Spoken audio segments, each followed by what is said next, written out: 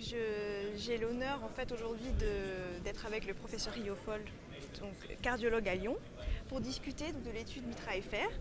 Et la première question, c'est qu'est-ce que vous pensez en fait du rationnel de cette étude? Alors, d'un point de vue physiopathologique, c'est extrêmement important. Le Mitra-FR était une étude française académique qui évaluait dans l'insuffisance cardiaque si l'importance de l'IM, de l'insuffisance mitrale fonctionnelle par dilatation du cœur, était une cause ou une conséquence de la pathologie et des décompensations cardiaques. Et si l'idée était que l'insuffisance mitrale aggravait l'insuffisance cardiaque, des mécanismes, des méthodes pour diminuer la fuite mitrale auraient un bénéfice pour les patients. Et c'est exactement ce qui a été testé, et avec une technique percutanée qui s'appelle le MitraClip, qui évite une chirurgie.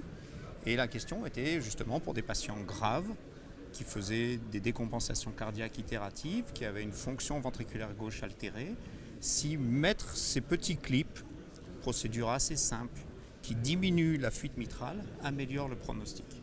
D'accord. Alors est-ce que vous pensez que du coup les résultats négatifs soient liés au fait peut-être que qu'il y ait en fait une maladie non plus du muscle cardiaque? Alors effectivement, c'est probablement la première étude qui permet d'amener des informations importantes là-dessus. Mettre le MitraClip chez ces patients graves diminuait la fuite mitrale et ça a été confirmé et ça a été maintenu.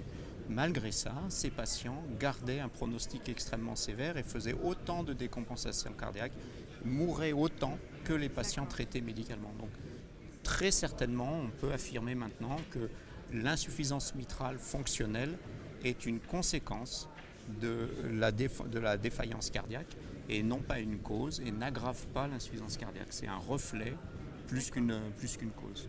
Alors pensez-vous que du coup nous devons être plus sélectifs sur les patients? Est-ce que si on avait mieux sélectionné les patients, ça aurait changé quelque chose au résultat? Alors les patients étaient très sélectionnés. Il y avait un core lab centralisé qui permettait de confirmer l'importance de la fuite, de pouvoir les suivre de façon régulière pendant toute l'année, donc l'année de suivi. Donc non, je pense que les critères étaient bons, l'analyse et la sélection des patients très rigoureuse, mais c'est que effectivement, à mon avis de façon claire maintenant, une insuffisance mitrale fonctionnelle, donc où les valves elles-mêmes sont sans anomalie et c'est juste l'anneau qui se dilate, il n'y a pas de bénéfice prouvé à diminuer cette fuite. Ça ne change pas le pronostic des patients et c'est un pronostic qui reste grave puisque là encore la moitié des patients à 1 an soit mouraient, soit étaient réhospitalisés pour insuffisance cardiaque.